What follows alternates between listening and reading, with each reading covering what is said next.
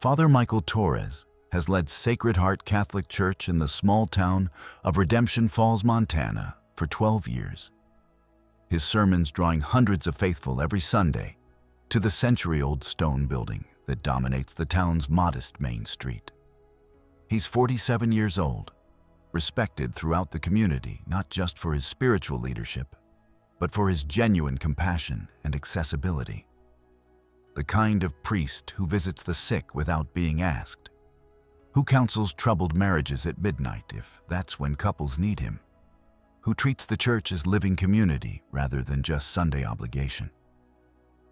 But over the past 6 months, Father Michael's sermons have taken a disturbing turn.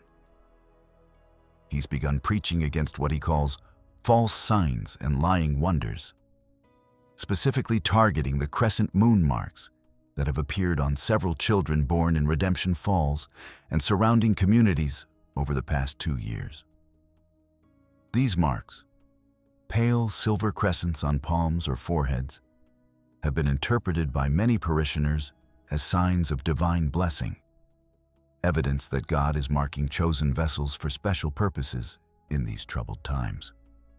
But Father Michael has declared these marks are deceptions, that focusing on physical signs distracts from genuine faith, that parents of marked children are indulging in dangerous spiritual pride by treating their offspring as specially blessed. If you're watching this video, drop a comment and tell us what city you're watching from. The prohibition becomes official church doctrine when Father Michael issues pastoral letter read from the pulpit on a cold Sunday in February, declaring that discussion of crescent marks within Sacred Heart is forbidden, that parents of marked children should not display or discuss these signs, that anyone claiming divine significance for the marks will be denied communion until they recant such beliefs. The letter creates immediate division. Families with marked children feel attacked and excluded, while other parishioners support Father Michael's position that physical signs are spiritually dangerous and that true faith requires no visible evidence. 22-year-old Daniel Reeves sits in the congregation during this sermon, his discomfort growing as Father Michael's words become increasingly harsh toward people Daniel knows are genuinely faithful despite or because of their children's marks. Daniel has attended Sacred Heart his entire life, served as altar boy throughout his teenage years, considers Father Michael a mentor who helped him navigate the death of his parents in a car accident 5 years ago. But something about the intensity of Father Michael's opposition to the marks feels wrong, feels like fear disguised as theological principle, feels like someone protesting too much about something that threatens him personally rather than spiritually. Daniel's suspicion solidifies during communion 3 weeks after the pastoral letter. Father Michael is distributing the Eucharist, his movements practiced and reverent as he's performed thousands of times, when his right sleeve slides up slightly as he raises his hand to bless the wafer. Daniel, kneeling at the altar rail directly in front of the priest, sees it clearly. A pale silver crescent mark on Father Michael's right palm, approximately 1 inch long, positioned exactly where the marks on the condemned children appear, glowing faintly in the candlelight that illuminates the altar. The sight lasts only seconds before Father Michael's sleeve falls back into place, covering the mark, his face showing no acknowledgement that anything was revealed. But Daniel saw it clearly, unmistakably, and the implications cascade through his mind even as he automatically opens his mouth to receive communion. Father Michael bears the very mark he's declared heretical, wears the sign he's forbidden his parishioners from acknowledging, carries the evidence that contradicts everything his recent sermons have proclaimed about false signs and deceptive wonders. Daniel spends the following days in turmoil, wrestling with what he witnessed and what it means. The most charitable interpretation is that Father Michael received his mark recently, doesn't understand its significance, and is reacting from fear by declaring all such marks dangerous. The less charitable interpretation is that Father Michael has known about his mark for some time, understands exactly what it signifies, and is deliberately lying to his congregation about the mark's nature to avoid whatever responsibility or sacrifice his own marking demands. He confides in his girlfriend Sarah, a nursing student who's always been more skeptical of religious authority than Daniel, who questions institutional teachings more readily than Daniel's faithful acceptance allows. Sarah's response is immediate and blunt. Confront Father Michael directly, demand explanation for the hypocrisy, make him account for why he's condemning in others what he carries himself. Daniel is more hesitant. Conditioned by years of respecting priestly authority, uncomfortable with the idea of challenging someone he's viewed as spiritual guide and surrogate father since his parents died. But the hypocrisy eats at Daniel. He watches Father Michael preach the following Sunday, listening to renewed attacks on those who seek signs and wonders rather than simple faith. Watching families with marked children sitting in the back pews looking wounded and excluded, and Daniel's anger overcomes his hesitation. After the service, while other parishioners file out and Father Michael stands in the narthex shaking hands and accepting compliments on his sermon, Daniel waits until the crowd thins and then asks if Father Michael has time for private conversation. They meet in Father Michael's office, a book-lined room that smells of old paper and furniture polish, where Daniel has sat countless times receiving counsel and comfort. But this time, Daniel isn't seeking advice. He's demanding answers. He describes what he saw during communion, the crescent mark on Father Michael's palm that was visible for just a moment when his sleeve shifted. He asks directly whether Father Michael bears the mark he's condemning, whether his sermons against these signs are lies designed to deflect attention from his own marking. Father Michael's initial response is denial, claiming Daniel must have been mistaken, that candlelight creates illusions, that Daniel's support for marked families is making him see things that don't exist. But Daniel doesn't accept this, his voice firm as he tells Father Michael that he knows what he saw, that the mark was clear and unmistakable, that lying about it compounds the hypocrisy of condemning others for bearing what the priest himself carries. The denial crumbles. Father Michael sits heavily in his chair, his face showing defeat and fear, his hands trembling as he pulls up his right sleeve to reveal the crescent mark that he's been hiding for 3 years, since long before the first marked children were born in Redemption Falls. The mark glows faintly even in the office's daylight, pale silver that seems to emit its own luminescence, positioned in his palm exactly where Daniel saw it during communion. Father Michael's confession spills out in rush of the words built up from 3 years of secret terror. The mark appeared on his 44th birthday, materializing overnight without warning or explanation.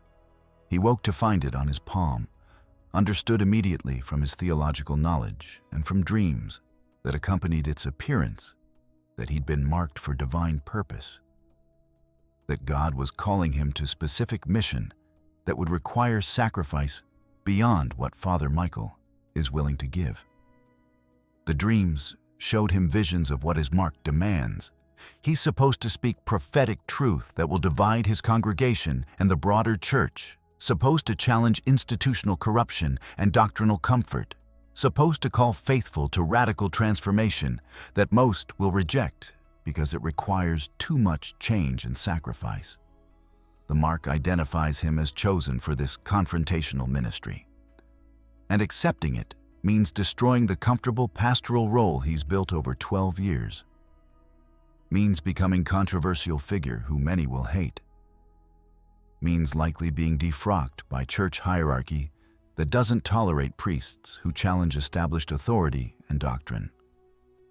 So Father Michael chose denial and suppression. He hid the mark, told no one about it, and when other marked individuals began appearing, he saw them as threats, reminders of his own cowardice, evidence that God was raising up others to fulfill missions that he was refusing. His sermons against the marks weren't theological principle, but psychological defense. attempts to delegitimize all marked people so that his own refusal to accept his marking would seem justified rather than cowardly.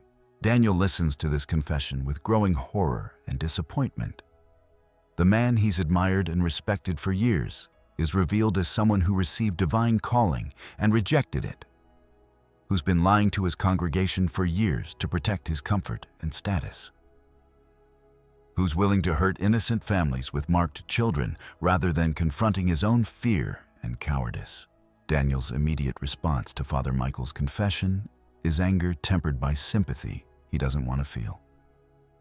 He demands to know why Father Michael thinks he has the right to condemn others for bearing marks when he spent 3 years hiding his own.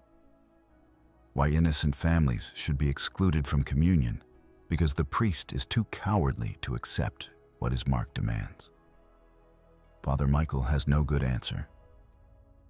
He acknowledges the hypocrisy, admits that his fear has made him cruel to people who deserve better, confesses that every sermon against the marks has been motivated by his desperate need to justify his own rejection of divine calling. The conversation extends over hours, Daniel pressing for details about what the mark actually requires, what mission Father Michael is refusing, what consequences his rejection might bring. Father Michael describes the visions more fully. He's supposed to expose corruption within the diocese, supposed to challenge the comfortable theology that allows wealthy parishioners to feel righteous while ignoring the poor and marginalized, supposed to preach radical gospel that Jesus actually taught rather than the sanitized version that maintains social hierarchies and economic inequalities. Doing this will cost him everything: his position, his reputation, possibly his priesthood itself, if church authorities decide he's become too dangerous to their institutional interests. Daniel argues that if Father Michael truly believes the mark is divine, then rejecting its mission is rejecting God. That no amount of fear justifies lying to the congregation and attacking innocent families to protect his cowardice. But Father Michael counters that Daniel doesn't understand what's being asked, doesn't comprehend the weight of choosing to destroy everything you've built because God demands sacrifice you're not sure you're strong enough to make. The mark offers no guarantee of success, no promise that accepting the mission will produce good outcomes rather than just making Father Michael a martyr who accomplishes nothing except his own destruction. The debate reveals fundamental tension between faith as comfort and faith as challenge, between religion that affirms existing life and religion that demands transformation regardless of cost. Father Michael has spent 12 years being the comforting priest, providing spiritual reassurance that doesn't require radical change, maintaining church as sanctuary from difficult truths rather than as catalyst for confronting them. Accepting his mark means abandoning that role, becoming the challenging prophet who makes people uncomfortable, risking that his congregation will reject both him and his message because hearing truth is harder than maintaining comfortable illusions. Daniel leaves Father Michael's office without resolution, both men understanding that the conversation has changed their relationship permanently, but neither knowing what comes next. Daniel is torn between his loyalty to the priest who helped him through his parents' deaths and his disgust at the hypocrisy and cowardice that Father Michael's confession revealed. He tells Sarah about the meeting, about Father Michael's admission and his refusal to accept his calling, and Sarah's response is uncompromising. Father Michael needs to be exposed. The congregation deserves to know that their priest bears the mark he's condemned, that his sermons against divine signs are lies protecting his own fear. But Daniel hesitates to expose Father Michael publicly, knowing that doing so will destroy the priest, regardless of whether he eventually accepts his calling. That revelation will make reconciliation and redemption impossible by forcing Father Michael into defensive position rather than allowing him space to choose courage over fear. Daniel believes, perhaps naively, that Father Michael can still be convinced to accept his mark and mission. That private confrontation might succeed, where public exposure would only create permanent opposition. He returns to Father Michael 3 days later with a proposal. The priest has 1 month to decide whether he'll accept his calling and reveal his mark to the congregation, whether he'll confess his hypocrisy and begin the prophetic ministry his visions demand. If Father Michael chooses to continue hiding and lying, Daniel will expose him publicly, will show the congregation that their priest condemns in others what he carries himself. But if Father Michael finds the courage to accept his mark, Daniel will support him through the inevitable conflict and controversy that honest prophetic ministry will generate. Father Michael is given exactly what he's been avoiding for 3 years. A deadline that forces decision, accountability that prevents continued indefinite postponement of choosing between comfort and calling. He spends the month in agonized prayer and reflection, his sermons becoming less aggressive toward marked families as he wrestles internally with whether he has the courage to join them rather than persecute them. Some parishioners notice the change in tone, the softening of his previous harsh rhetoric. But most assume he's simply moved on to other theological concerns rather than recognizing that he's reconsidering positions born from his own fear and denial. 3 weeks into the month, a crisis forces Father Michael's hand. A 12-year-old girl named Emma Carter, born with a crescent mark on her forehead, attempts suicide after months of being ostracized by her church community following Father Michael's prohibition against acknowledging such marks. Emma survives but is hospitalized in critical condition, and her parents make clear that Father Michael's sermons created the environment that made their daughter feel so condemned and worthless that death seemed preferable to continued existence as someone the church declared was marked by deception rather than divinity. The news devastates Father Michael, forcing him to confront the concrete human cost of his theological cowardice. Emma's suffering isn't abstract theological debate. It's direct result of his choice to protect himself by attacking others, his willingness to wound innocent children to maintain his own comfortable position. The realization breaks something in Father Michael, strips away the rationalizations he's used to justify 3 years of hiding and hypocrisy, makes clear that continuing his denial means accepting responsibility for Emma's near death and whatever future harm his preaching causes. Father Michael calls Daniel the night after learning about Emma, his voice shaking as he explains what happened and announces that he's decided to accept his calling regardless of consequences. He'll reveal his mark during Sunday's Mass, will confess his 3 years of cowardice and hypocrisy, will begin the prophetic ministry his visions demand, even if it costs him everything he's worked to build. Daniel is relieved, but also anxious. He knows that Father Michael's revelation will divide the congregation, that many parishioners will feel betrayed by his lies. The church authorities will likely intervene to suppress a priest who's decided to challenge institutional comfort and corruption. Sunday arrives with tension that's palpable to anyone sensitive to Sacred Heart's atmosphere. Father Michael looks haggard, having barely slept during the week leading to this moment. But his face also shows resolution that's been absent from his features for years. The Mass proceeds normally through the liturgy, but when the time comes for the homily, Father Michael doesn't ascend to the pulpit. Instead, he stands at the altar, removes his vestments slowly and deliberately, and rolls up his right sleeve to expose the crescent mark that's been hidden for 3 years. The congregation's reaction is immediate. Gasps, murmurs, some people standing to see more clearly, others sitting in shocked silence. Father Michael speaks simply and directly, his voice carrying to every corner of the church that's suddenly completely silent except for his words.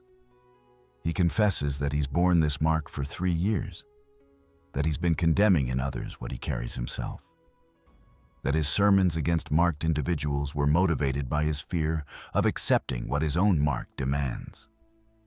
He explains what his visions have shown him.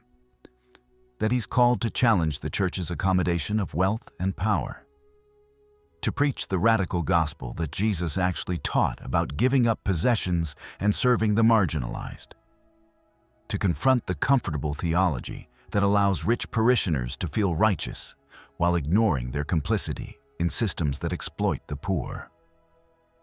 He acknowledges that this mission will be divisive and painful, that many will reject him and his message, that he'll likely lose his position and possibly his priesthood. But he also explains that Emma Carter's suicide attempt showed him the cost of continued cowardice, that his fear of losing status and comfort has already caused terrible harm, that hiding his mark and attacking others hasn't protected him from consequences. It's just shifted those consequences onto innocent people who didn't deserve to suffer for his failures. The revelation split Sacred Heart's congregation immediately and dramatically. Roughly a third of parishioners stand and leave during Father Michael's confession, their expressions showing betrayal and fury at being lied to for 3 years, refusing to hear anything more from a priest who condemned them for beliefs he secretly shared. Another third remained seated but hostile, their body language radiating anger and suspicion, viewing Father Michael's revelation as confession of heresy rather than acceptance of divine calling. The final third, mostly families with marked children, younger parishioners, and those who've been troubled by the church's comfortable relationship with wealth and power. Look at Father Michael with expressions ranging from vindication to cautious hope, that his acceptance of his mark might signal genuine transformation. Daniel sits in the fourth pew, Sarah beside him, watching the congregation fracture in real time. Some of the departing parishioners are shouting as they leave, demanding that the bishop be informed immediately, declaring that Father Michael has revealed himself as heretic or worse. Others leave in silent fury, their condemnation expressed through stiff backs and deliberate refusal to acknowledge the priest as they exit. The remaining congregation is left in uncomfortable silence, waiting to hear what Father Michael will say now that his secret is exposed, and a significant portion of his flock has rejected him. Father Michael continues speaking, his voice steady despite the walkouts, addressing the parishioners who remained with honesty about what his acceptance of the calling means for Sacred Heart.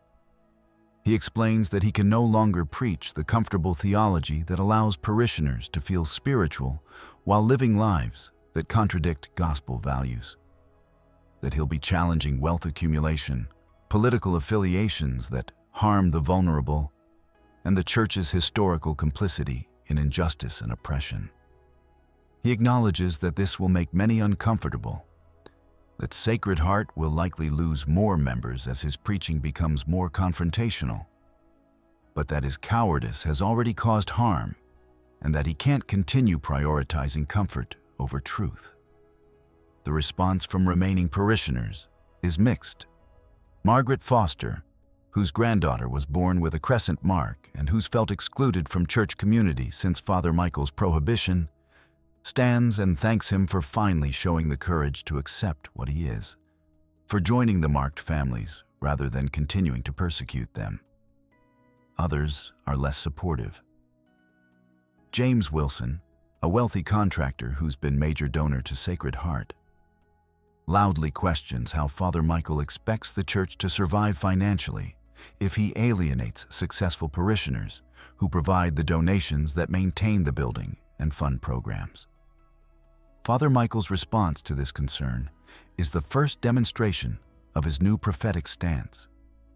He tells James bluntly that if Sacred Heart can only survive by accommodating theology to wealthy donors' preferences, then perhaps it shouldn't survive.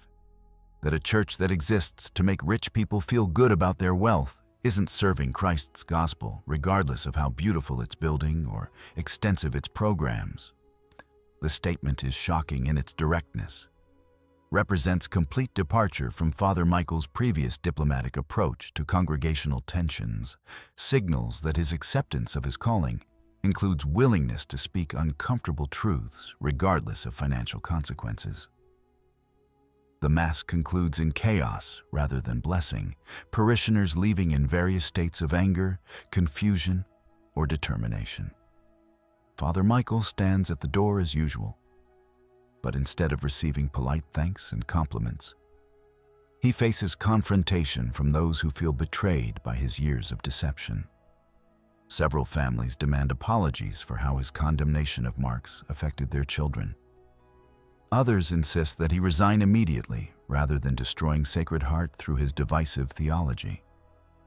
A few offer support, thanking him for his honesty and expressing hope that his prophetic ministry might revitalize a church that's become too comfortable and compromising. Daniel approaches Father Michael after most parishioners have departed, their conversation brief but significant.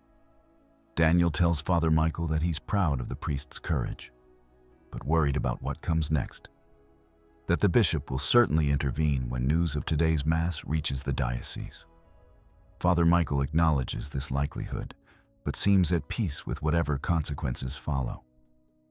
His 3 years of fearing loss of position having ended with the realization that avoiding consequences cost him and others more than facing them would have. The diocesan response comes within 48 hours. Bishop Raymond Caldwell summons Father Michael to the Chancery office, demanding explanation for the disturbing reports he's received about Sunday's Mass. The bishop is 63 years old, career administrator who's managed the diocese for 15 years through careful maintenance of institutional stability, avoiding controversies, and ensuring that churches remain financially healthy and politically acceptable to their communities. A priest revealing a mysterious mark and preaching radical theology threatens all of Bishop Caldwell's careful management. Father Michael's meeting with the bishop is confrontational from the beginning. Bishop Caldwell treats the crescent mark as at best a delusion and at worst a deception, refuses to consider that it might be genuinely divine, insists that Father Michael's duty is maintaining congregational unity rather than introducing divisive theological innovations. When Father Michael describes the visions and the calling to prophetic ministry, Bishop Caldwell dismisses them as psychological crisis requiring medical intervention rather than theological validation requiring church support. The bishop's ultimatum is clear. Father Michael will recant his claims about the mark being divine, will apologize to the congregation for the disruption, will return to preaching conventional theology that maintains rather than challenges parishioners' comfort. If he refuses, he'll be placed on administrative leave pending psychological evaluation, removed from Sacred Heart, and possibly laicized if his defiance continues. Bishop Caldwell frames this as mercy, offering Father Michael opportunity to save his priesthood by admitting error and returning to acceptable ministry. Father Michael refuses. He tells Bishop Caldwell that he spent 3 years denying his calling and that the cost was too high to justify continued cowardice. That Emma Carter's suicide attempt proved that comfortable theology can cause terrible harm when it prevents church from confronting injustice and oppression.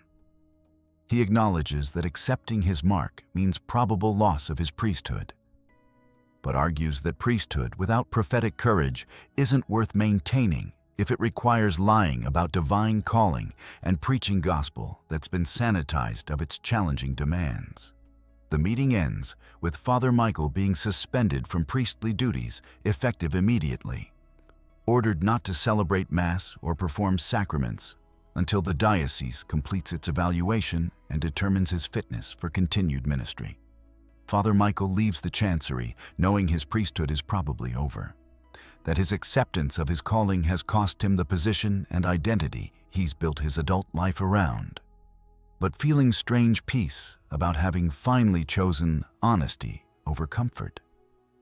Sacred Heart's congregation receives news of Father Michael's suspension with divided reactions. Those who opposed his revelation feel vindicated. seeing the suspension as proof that church authorities recognize his error and that normal, comfortable ministry will resume under new priest who doesn't introduce disturbing innovations. But families with marked children and others who were moved by Father Michael's confession feel betrayed by the diocese, viewing the suspension as institutional suppression of prophet, whose message threatens church's comfortable accommodation with wealth and power. Daniel organizes a group of parishioners who support Father Michael, meeting to discuss whether they'll remain at Sacred Heart under new priest or follow Father Michael wherever his prophetic ministry leads. The discussion reveals fundamental question facing many religious communities: whether church exists to comfort believers or challenge them, whether faith should affirm existing lives or demand transformation, whether prophetic voices should be embraced or suppressed when their messages threaten institutional stability. The group decides to continue meeting independent of Sacred Heart, inviting Father Michael to lead their gatherings even if he can't officially function as priest. These meetings begin in homes, then move to rented community center as more people join, not just former Sacred Heart parishioners, but individuals throughout Redemption Falls and surrounding areas who are drawn to Father Michael's message about radical faith that actually costs something, about following Jesus rather than just worshiping him comfortably. Father Michael's prophetic ministry develops outside institutional church structures, freed from hierarchical constraints, but also without official support or validation. He preaches about economic justice, challenges Christian nationalism that confuses patriotism with faith, advocates for marginalized people that comfortable churches prefer to ignore. The ministry is controversial and divisive, making Father Michael target of criticism from religious and political establishments that view his theology as dangerous to social order. But the ministry also grows, attracting people who are disillusioned with institutional religion's compromises, who recognize that Jesus' actual teaching was far more challenging than what most churches present, who understand that following Christ authentically requires sacrifice that comfortable Christianity avoids. Father Michael's crescent mark becomes symbol of this radical commitment, visible sign that he's willing to accept calling's costs rather than hiding behind theological justifications for comfortable cowardice.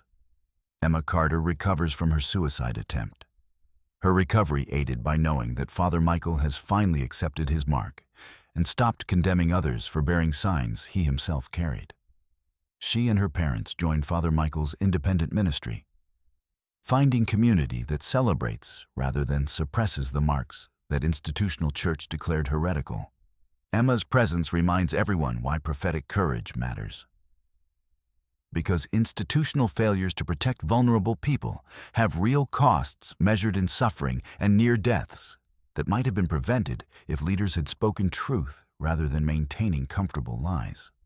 The story concludes 1 year after Father Michael's revelation, his independent ministry thriving despite, or because of, its separation from institutional church.